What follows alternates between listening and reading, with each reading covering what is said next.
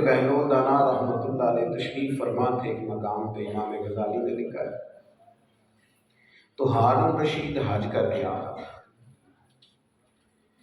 تو وہ جب حج کر کے آیا تو اس کے نا گھوڑے کے ارد گرد لوگ نعرے لگا رہے تھے، خوش آمدید کے، مرحبا کے۔ تو یہ پروٹوکول بتا، میں نے عرض کیا نا، میں نے ابھی دوستوں کو منع کر دیا پھول نہ ڈالیں، ہمارے گلوں میں آپ پھول ڈال رہے ہیں اور فلسطین کی بیٹیوں کو روٹی نہیں مل رہی کھانے۔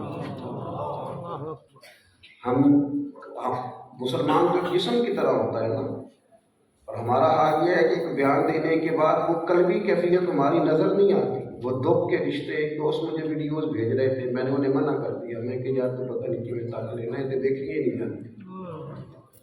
اور اجتماعی طور پر امت مجرم ہے اس معاملے میں، اجتماعی طور پر، اجتماعی طور دو بیان دینے سے کیا ہوتا ہے؟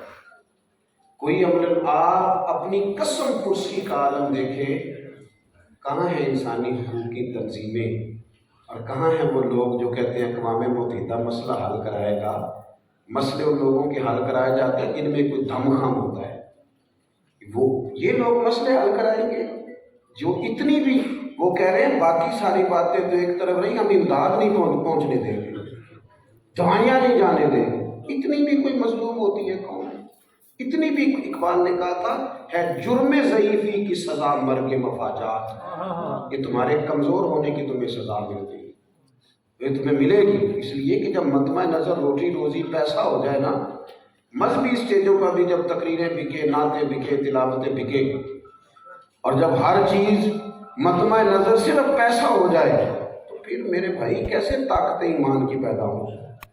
اللہ کا بندہ ایمان دیتا ہے، طاقت دیتا ہے، اس کے پاس بیٹھنے سے انسان کا ایمان جلا پاتا ہے، طاقت دینے کا معنی یہ کہ جلا پاتا ہے، تازہ ہوتا ہے۔ حضرت بہلول دانا بیٹھے تھے، بادشاہ سلامت کے نعرے لگ رہے ہیں اور بڑا استقبال ہو رہا ہے، تو ہارون رشید بھی بڑا راضی تھا، ظاہر ہے نعرے لگے تو پھر نفس کو تو بڑا اچھا لگتا ہے نا، بندہ پھر وہ ایسے ایسے کر کے لوگ ہاتھ ہلاتے ہیں، مزے بڑا آتا ہے، تو وہ تو لطف لے رہا تھا، اور یہ لطف صرف وزیر نہیں لیتے، پیر بھی لیتے دیکھے ہیں میں نے، اللہ ماشاء اللہ، یہ چلتا ہے سلسلہ بہت ساری جگہوں پہ۔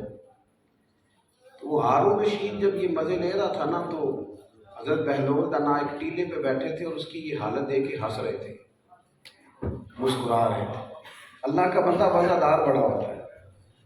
تو ہارون رشید کی اچانک نظر پڑی تو اس نے کہا بابا جی کا ہنسنا بڑا معنی خیز ہے۔ سبحان اللہ۔ وہ گھوڑے سے نیچے اترا اور اتر کے آن کر کے نا حضرت بہلول دانا کی خدمت میں حاضر ہو گیا اور پوچھنے لگا کہ حضور خیریت ہے، آپ کیوں ہنس رہے ہیں؟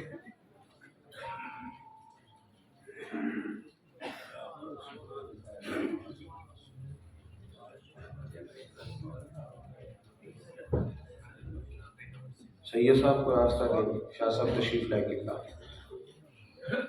بسم اللہ جی آپ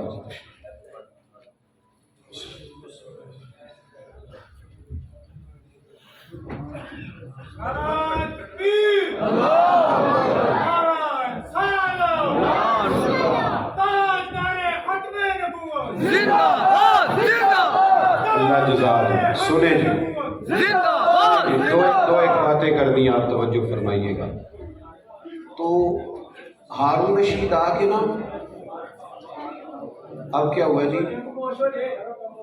جی اللہ آپ کو خوش رکھے جی، آپ تو بڑے پیارے لوگ ہیں، محبت سے بیٹھے تھی، بعضوں کا چپ کرانے والے زیادہ شور ڈال رہے تھے، چپ کرو جی، اللہ آپ کو اشارے سے کوئی بات کر رہے، اللہ آپ کو برکت دے، آپ توجہ کر رہے ہیں میری بات پر، اللہ تعالیٰ آپ کو سلامت رکھے۔ تو ہارون رشید اتر کے نا حضرت بہلول دانا کی خدمت میں آ گئے، تو آ کر کے پوچھنے لگے حضور آپ کا ہنسنا بڑا معنی خیز ہے، یہ سمجھ نہیں آیا آپ کو اتنا مسکرا رہے ہیں؟ تو حضرت بہلول دانا فرمانے لگے وہ جو تیرے نعرے لگ رہے ہیں اور لوگ استقبال کر رہے ہیں نا، اس پر میں ہنس رہا ہوں۔ کہا جناب وہ کیوں؟ فرمانے لگے کہ یہ جو سارے لوگ تیرے نعرے لگا رہے ہیں نا، میں نے اپنی آنکھوں سے دیکھا ہے، یہ تجھ سے پہلے کسی اور کے بھی نعرے لگاتے ہیں، اور یہ تیرے بعد بھی لوگوں کے نعرے لگائیں گے، یہ تو بدلتے رہتے ہیں، ان کا تو مزاج تبدیل ہوتا رہتا ہے۔ تو لگائیں گے نعرے۔ تو ہارون رشید سیانہ بندہ تھا، اس نے نصیحت کا غصہ نہیں کیا، بات کو سمجھا، لیکن چونکہ تھا بادشاہ، اس نے فوراً وہی کام کیا جو عموماً مالدار اور بادشاہ لوگ کرتے ہیں۔ کہنے لگا کہ میں نے سنا ہے آپ پر قرض ہے، تو کوئی حکم ہو تو ارشاد فرما دیں۔ تو حضرت بہلول دنا پھر مسکرا پڑے، فرمانے لگے چل ایک بات تو بتا، تیرا رب کون ہے؟ کہا اللہ۔ تو فرمایا میرا کون ہے؟ کہا اللہ۔ تو فرمایا یار یہ تو نہیں نہ ہو سکتا کہ اللہ ہارون رشید کو دیتا جائے اور بہلول دانا کو بھول ہی جائے، سبحان اللہ، یہ تو نہیں نا معاذ اللہ ہو سکتا۔ تو جو رب تجھے عطا کرے گا وہ مجھے بھی دے گا انشاءاللہ، سبحان اللہ، لہذا مجھے تیرے سامنے ہاتھ پھیلانے کی کوئی ضرورت۔ گردن کو جھکا دیتا ہے خیرات کا پتھر، جہاں میں مانگنے والوں کے سر کبھی اونچے نہیں ہوتے۔ وہ ایک شاعر ایک جگہ پہ بیٹھا تھا نا، تو شاعر ناراض نہ ہو جائیں تو بعض اوقات شاعروں کی حالت بھی بڑی پتلی ہو جاتی ہے، چادر لپیٹے رکھتے ہیں کئی کئی دنوں تک بعض لوگ۔ اس کی حالت تھوڑی سی زیادہ ہی ایسی محسوس ہوئی، تو ایک شخص گزرا تو وہ چند روپے پھینک گیا کہ شاید کوئی ضرورت مند بیٹھا ہے۔ بندہ بڑا عمدہ تھا، اس نے کہا اٹھا اپنے پیسے لے جا۔ تو کہا جناب آپ یہ کیا کر رہے ہیں، آپ کو ضرورت ہے، غریب ہے، رکھ لیں۔ تو اس نے کہا اگر ضرورت پڑے گی تو اللہ رسول سے مانگوں گا۔ سبحان اللہ، کیا بات کی ہے، اگر آپ کو سمجھ جائے نا تو یہ اللہ کے بندوں کی بارگاہ سے خیرات ملتی ہے۔ اس نے کہا یہ آرزوئے کرم اور میں آپ سے کروں، یہ آرزوئے کرم اور میں آپ سے کروں، یہ آرزوئے کرم اور میں آپ سے کروں، یہ بھیک اس کو دیجئے جس کا خدا نہ ہو۔ میں کوئی لاوارث ہوں رب رسول کا ہوں، مجھے عطا کریں گے۔